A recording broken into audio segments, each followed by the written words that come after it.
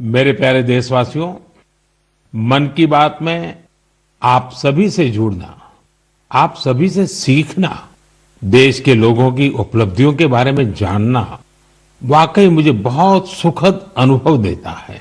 एक दूसरे के साथ अपनी बातें साझा करते हुए, अपनी मन की बात करते हुए हमें पता ही नहीं चला कि इस कार्यक्रम ने 125 एपिसोड पूरे कर लिए।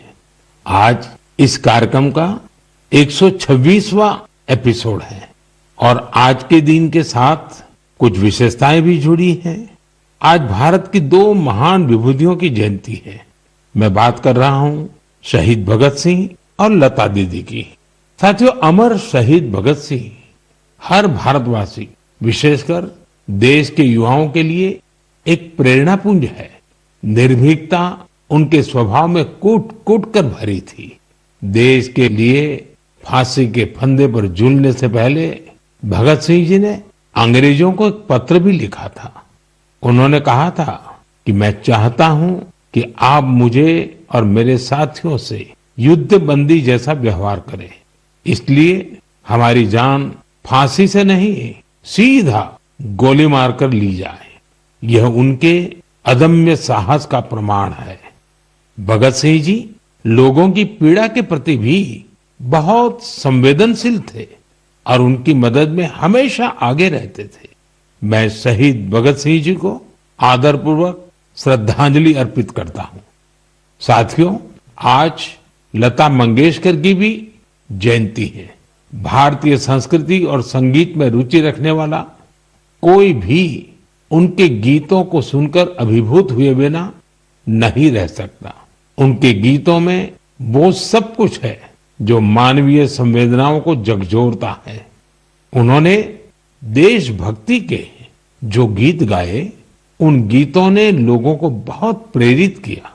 भारत की संस्कृति से भी उनका गहरा जुड़ाव था। मैं लता दीदी के लिए हृदय से अपनी श्रद्धांजलि प्रकट करता हूं। साथियों, लता दीदी जिन महाविभूतियों से प्रेरित थी, उनमें वीर सावरकर भी एक हैं, जिन्हें वो तात्या कहती थी। उन्होंने वीर सावरकर जी के कई गीतों को भी अपने सुरों में पिरोया। लता दीदी से मेरा स्नेह का जो बंधन था, वो हमेशा कायम रहा।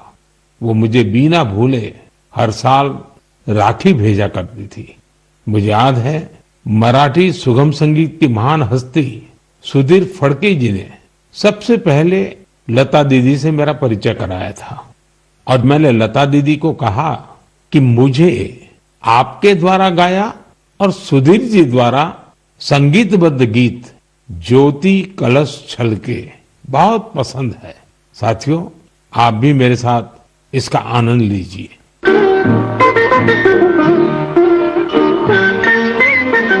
ज्योति कलश छलके, ज्योति कलश छलके, ज्योति कलश छलके, ज्योति कलश छलके। वे गुलाबी लाल सुनहरे रंग दरबान के, ज्योति कलश छलके। मेरे प्यारे देशवासियों, नवरात्रि के इस समय में हम शक्ति की उपासना करते हैं। हम नारी शक्ति का उत्सव मनाते हैं।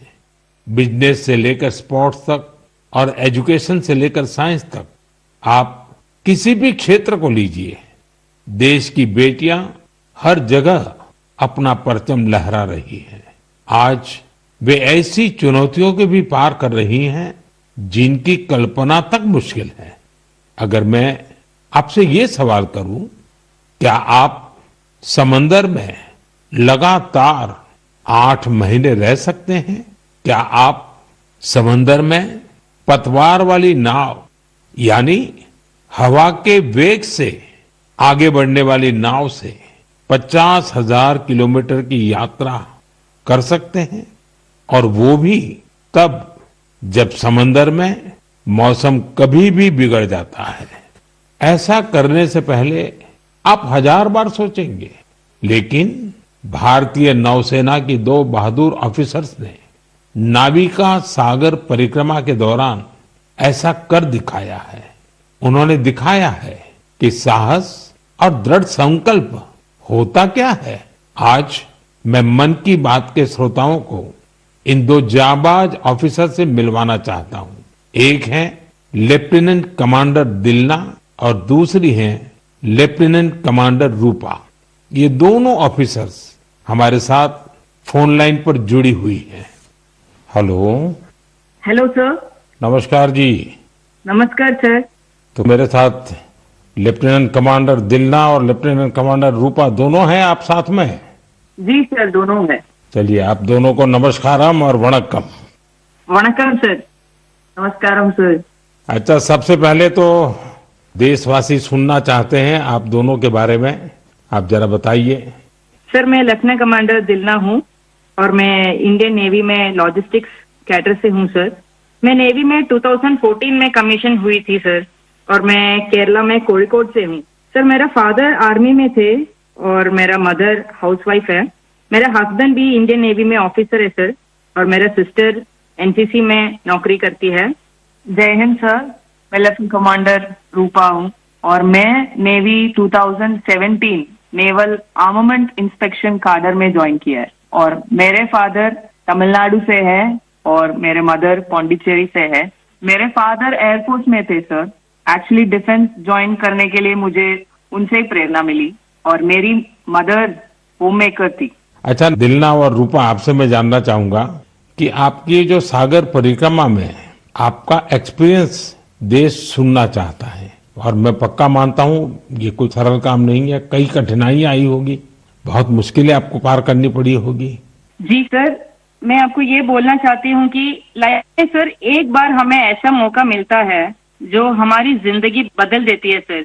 और ये सर्कम नेविगेशन वो हमारे लिए ऐसी एक अपॉर्चुनिटी थी जो इंडियन नेवी और इंडियन गवर्नमेंट ने हमें दिया है। और इस एक्सपेडिशन में हम लगभग 47,500 किलोमीटर सेल किया सर। हमने 2 अक्टूबर 2024 को निकला गोवा से और 29 मई 2025 को वापस आया। और इस एक्सपेडिशन हमें कंप्लीट करने के लिए 238 डेज लगे सर और 238 डेज हम सिर्फ दोनों थे सर इस बोट पे।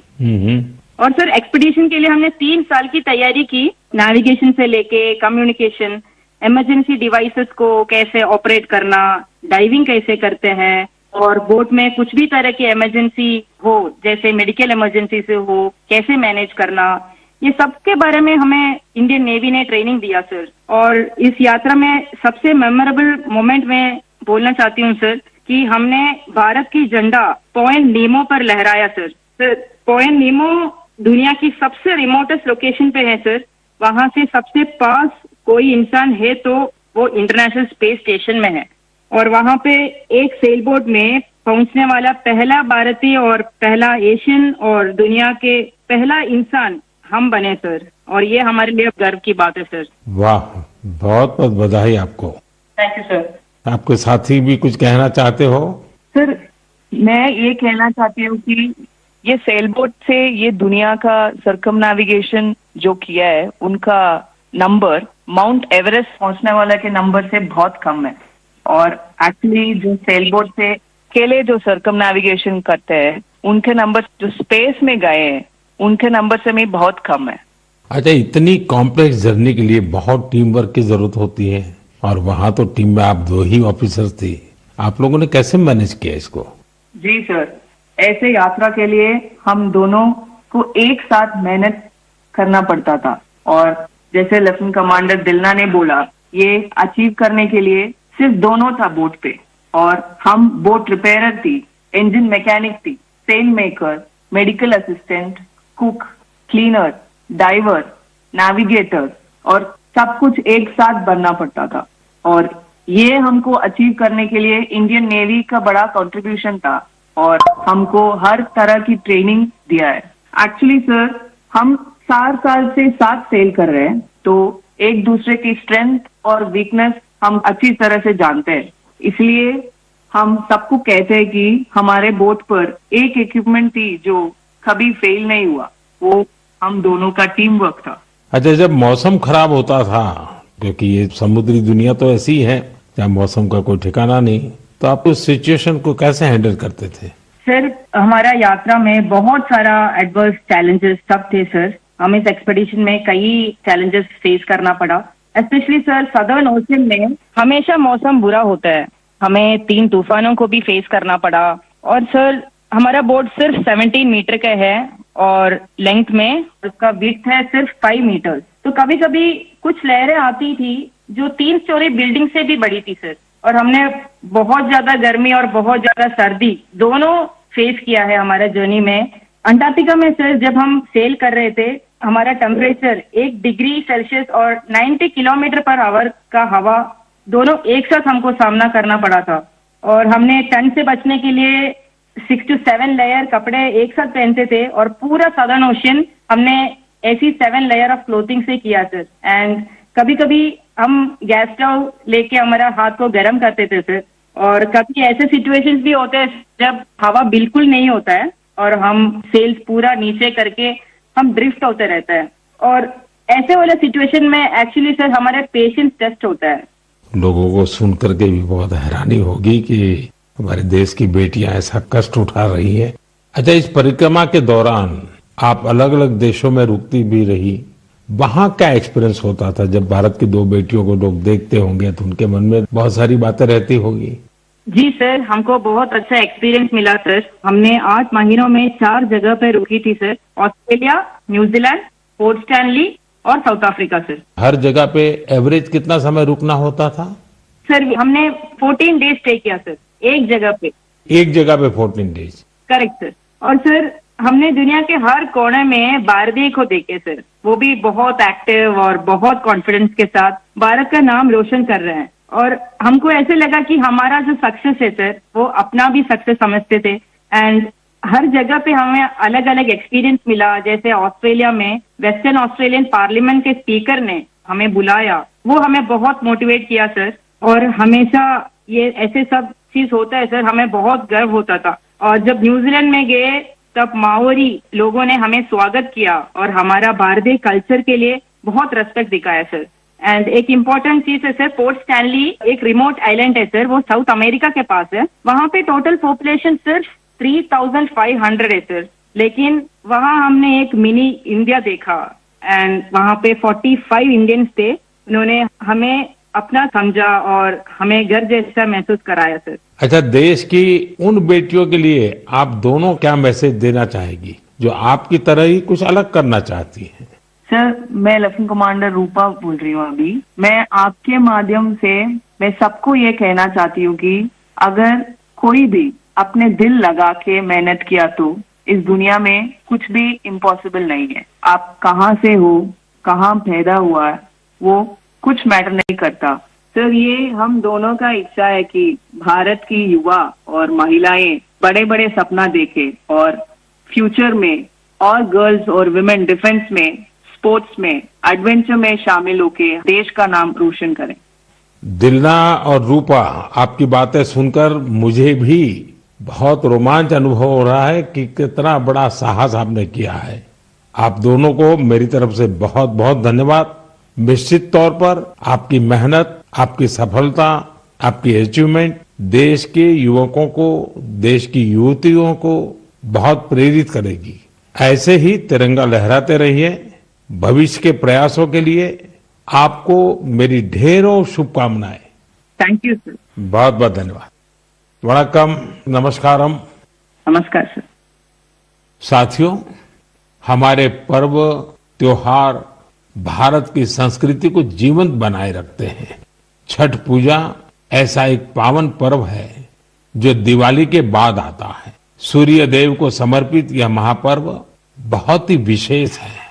इसमें हम डूबते सूर्य को भी अर्घ्य देते हैं, उनकी आराधना करते हैं। छठ न सिर्फ देश के अलग अलग हिस्सों में मनाई जाती है, बल्कि दुनिया भर में इसकी छठा देखने को मिलती है। आज यह एक ग्लोबल फेस्टिवल बन रहा है। साथियों, मुझे आपको ये बताते हुए बहुत खुशी है कि भारत सरकार भी छठ पूजा को लेकर एक बड़े प्रयास में जुटी है। भारत सरकार छठ महापर्व को यूनेस्को की इंटेंजिबल कल्चरल हेरिटेज लिस्ट यानी यूनेस्को की सांस्कृतिक धरोहर की सूची में शामिल कराने का प्रयास कर रही है। छठ पूजा जब यूनेस्को की सूची में शामिल होगी तो दुनिया के कोने कोने में लोग इसकी भव्यता और दिव्यता का अनुभव कर पाएंगे। साथियों, कुछ समय पहले भारत सरकार के ऐसे ही प्रयासों से कोलकाता की दुर्गा पूजा भी यूनेस्को की इस लिस्ट का हिस्सा बनी है। हम अपने सांस्कृतिक आयोजनों को ऐसे ही वैश्विक पहचान दिलाएंगे तो दुनिया भी उनके बारे में जानेगी, समझेगी, उनमें शामिल होने के लिए आगे आएगी। साथियों, 2 अक्टूबर को गांधी जयंती है। गांधी जी ने हमेशा स्वदेशी को अपनाने पर बल दिया और इनमें खादी सबसे प्रमुख थी।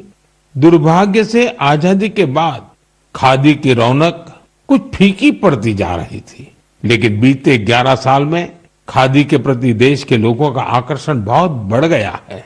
पिछले कुछ वर्षों में खादी की बिक्री में बहुत तेजी देखी गई है। मैं आप सभी से आग्रह करता हूं कि 2 अक्टूबर को कोई न कोई खादी प्रोडक्ट जरूर खरीदें। गर्व से कहें ये स्वदेशी है। इसे सोशल मीडिया पर #वोकल फॉर लोकल के साथ शेयर भी करें। साथियों, खादी की तरह ही हमारे हैंडलूम और हैंडीक्राफ्ट सेक्टर में भी काफी बदलाव देखने को मिल रहा है। आज हमारे देश में ऐसे कई उदाहरण सामने आ रहे हैं जो बताते हैं कि अगर परंपरा और इनोवेशन को एक साथ जोड़ दिया जाए तो अद्भुत परिणाम मिल सकते हैं। जैसे एक उदाहरण तमिलनाडु के याज नेचुरल्स का है। यहाँ अशोक जगदीशन जी और प्रेम साल्वाराज जी ने कॉरपोरेट नौकरी छोड़ एक नई पहल की। उन्होंने घास और केला फाइबर से योगा मैट बनाए, हर्बल रंगों से कपड़े रंगे और 200 परिवारों को ट्रेनिंग देकर उन्हें रोजगार दिया। झारखंड के आशीष सत्यव्रत साहू जी ने जोहार ग्राम ब्रांड के जरिए आदिवासी बुनाई और परिधानों को ग्लोबल रैंप तक पहुंचाया है। उनके प्रयासों से आज झारखंड की सांस्कृतिक धरोहर को दूसरे देशों के लोग भी जानने लगे हैं। बिहार के मधुबनी जिले की स्वीटी कुमारी जी ने उन्होंने भी संकल्प क्रिएशन शुरू किया है। मिथिला पेंटिंग को उन्होंने महिलाओं की आजीविका का साधन बना दिया है। आज 500 से ज्यादा ग्रामीण महिलाएं उनके साथ जुड़ी हैं और आत्मनिर्भरता की राह पर है। सफलता की ये सभी गाथाएं हमें सिखाती हैं कि हमारी परंपराओं में आय के कितने ही साधन छिपे हुए हैं। अगर इरादा पक्का हो तो सफलता हमसे दूर नहीं जा सकती। मेरे प्यारे देशवासियों, अगले कुछ ही दिनों में हम विजयादशमी मनाने वाले हैं। इस बार विजयादशमी एक और वजह से बहुत विशेष है। इसी दिन राष्ट्रीय स्वयंसेवक संघ की स्थापना के 100 वर्ष हो रहे हैं। एक शताब्दी की ये यात्रा जितनी अद्भुत है, अभूतपूर्व है, उतनी ही प्रेरक है। आज से 100 साल पहले जब राष्ट्रीय स्वयंसेवक संघ की स्थापना हुई थी, तब देश सदियों से गुलामी की जंजीरों में बंधा था। सदियों की इस गुलामी ने हमारे स्वाभिमान और आत्मविश्वास को गहरी चोट पहुंचाई थी। विश्व की सबसे प्राचीन सभ्यता के सामने पहचान का संकट खड़ा किया जा रहा था। देशवासी हीन भावना का शिकार होने लगे थे। इसलिए देश की आजादी के साथ साथ ये भी महत्वपूर्ण था कि देश वैचारिक गुलामी से भी आजाद हो। ऐसे में परम पूज्य डॉक्टर हेडगेवार जी ने इस विषय में मंथन करना शुरू किया और फिर इसी भगीरथ कार्य के लिए उन्होंने 1925 में विजयादशमी के पावन अवसर पर राष्ट्रीय स्वयंसेवक संघ की स्थापना की। डॉक्टर साहब के जाने के बाद परम पूज्य गुरु जी ने राष्ट्र सेवा के इस महायज्ञ को आगे बढ़ाया। परम पूज्य गुरु जी कहा करते थे, राष्ट्राय स्वाहा इदम राष्ट्राय इदम न मम, यानी ये मेरा नहीं है, ये राष्ट्र का है। इसमें स्वार्थ से ऊपर उठकर राष्ट्र के लिए समर्पण का भाव रखने की प्रेरणा है। गुरुजी गोलवलकर जी के इस वाक्य ने लाखों स्वयंसेवकों को त्याग और सेवा की राह दिखाई। त्याग और सेवा की भावना और अनुशासन की सीख, यही संघ की सच्ची ताकत है। आज आरएसएस 100 वर्ष से बिना थके, बिना रुके राष्ट्र सेवा के कार्य में लगा हुआ है। इसलिए हम देखते हैं देश में कहीं भी प्राकृतिक आपदाएं, आरएसएस के स्वयंसेवक सबसे पहले वहां पहुंच जाते हैं। लाखों लाख स्वयंसेवकों के जीवन के हर कर्म, हर प्रयास में राष्ट्र प्रथम, नेशन फर्स्ट की यह भावना हमेशा सर्वोपरि रहती है। मैं राष्ट्र सेवा के महायज्ञ में स्वयं को समर्पित कर रहे प्रत्येक स्वयंसेवक को अपनी शुभकामनाएं अर्पित करता हूं। मेरे प्यारे देशवासियों, अगले महीने 7 अक्टूबर को महर्षि वाल्मीकि जयंती है। हम सब जानते हैं महर्षि वाल्मीकि भारतीय संस्कृति के कितने बड़े आधार है। ये महर्षि वाल्मीकि ही थे जिन्होंने हमें भगवान राम की अवतार कथाओं से इतने विस्तार से परिचित करवाया था। उन्होंने मानवता को रामायण जैसा अद्भुत ग्रंथ दिया। साथियों, रामायण का ये प्रभाव उसमें समाहित भगवान राम के आदर्शों और मूल्यों के कारण है।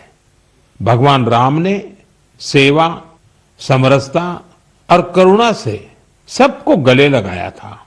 इसलिए हम देखते हैं महर्षि वाल्मीकि के रामायण के राम माता शबरी और निषाद राज के साथ ही पूर्ण होते हैं। इसलिए साथियों, अयोध्या में जब राम मंदिर का निर्माण हुआ तो साथ में निषाद राज और महर्षि वाल्मीकि का भी मंदिर बनाया गया है। मेरा आपसे आग्रह है, आप भी जब अयोध्या में रामलला के दर्शन करने जाएं तो महर्षि वाल्मीकि और निषाद राज मंदिर के दर्शन जरूर करें। मेरे प्यारे देशवासियों, कला, साहित्य और संस्कृति की सबसे खास बात होती है कि ये किसी एक दायरे में बंधी नहीं होती। इनकी सुगंध सभी सीमाओं को पार कर लोगों के मन को छूती है। हाल ही में पेरिस के एक कल्चरल इंस्टीट्यूट सौंथ मंडपा ने अपने 50 वर्ष पूरे किए। इस सेंटर ने भारतीय नृत्य को लोकप्रिय बनाने में अपना व्यापक योगदान दिया है। इसकी स्थापना मिलेना साल्विनी ने की थी। उन्हें कुछ वर्ष पहले पद्मश्री से सम्मानित किया गया था। मैं सौंथ मंडपा से जुड़े सभी लोगों को बहुत बधाई देता हूं और भविष्य के प्रयासों के लिए उन्हें शुभकामनाएं देता हूं।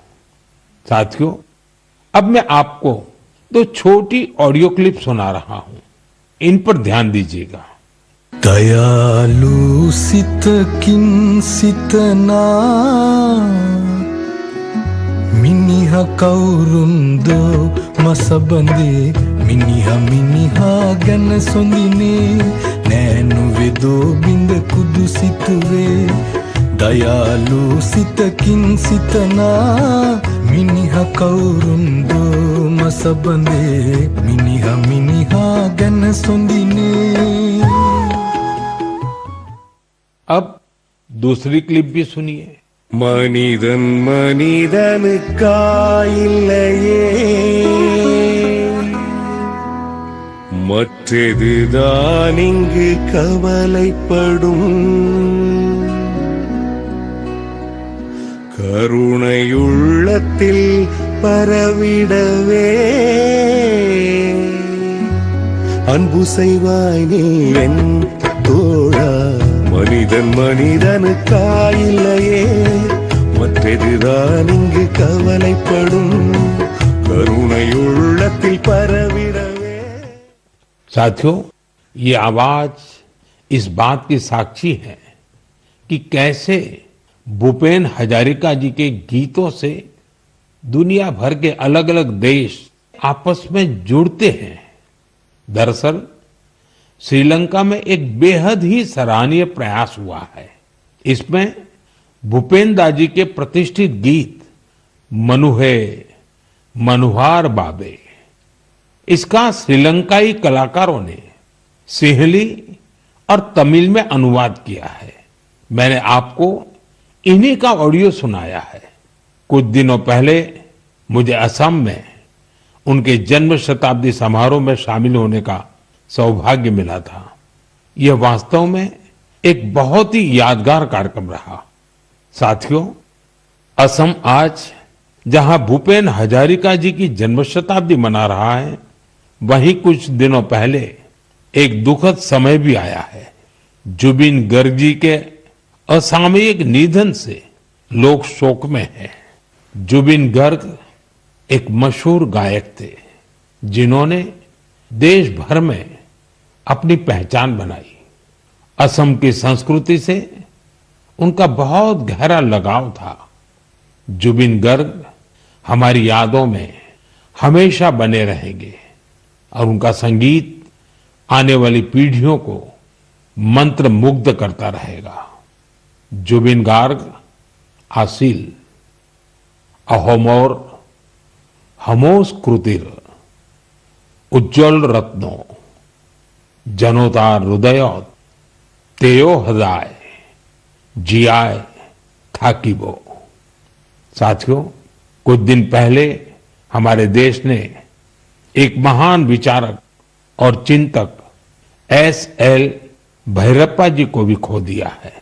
मेरा भैरप्पा जी से व्यक्तिगत संपर्क भी रहा और हमारे बीच कई मौकों पर अलग अलग विषयों पर गहन बातचीत भी हुई। उनकी रचनाएं युवा पीढ़ी के विचारों को दिशा देती रहेगी। कन्नड़ा की उनकी बहुत सारी रचनाओं का अनुवाद भी उपलब्ध है। उन्होंने हमें बताया कि अपनी जड़ों और संस्कृति पर गर्व करना कितना मायने रखता है।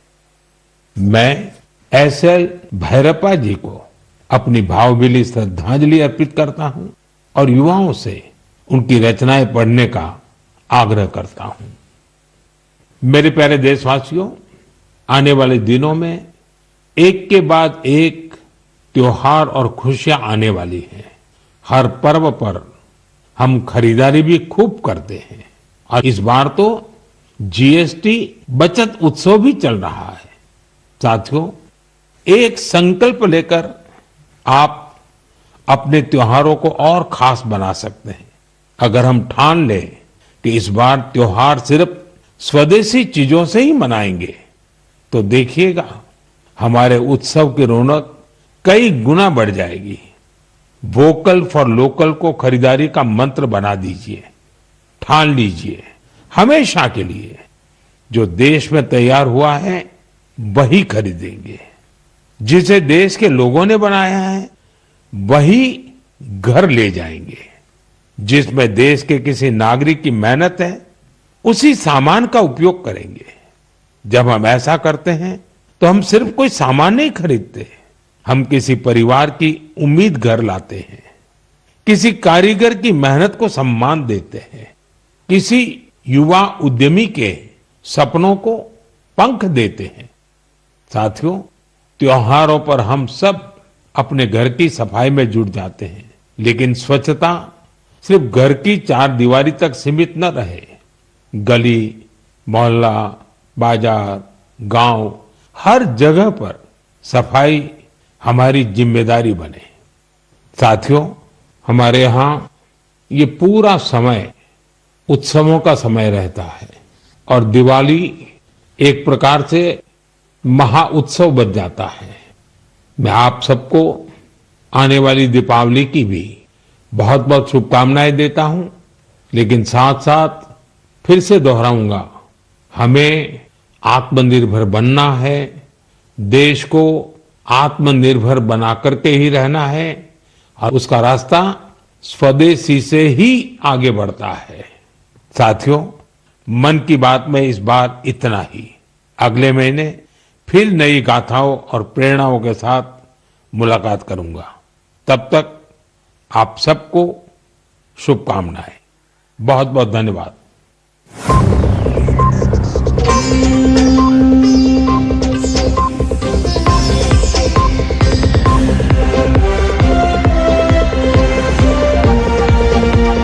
मन की बात के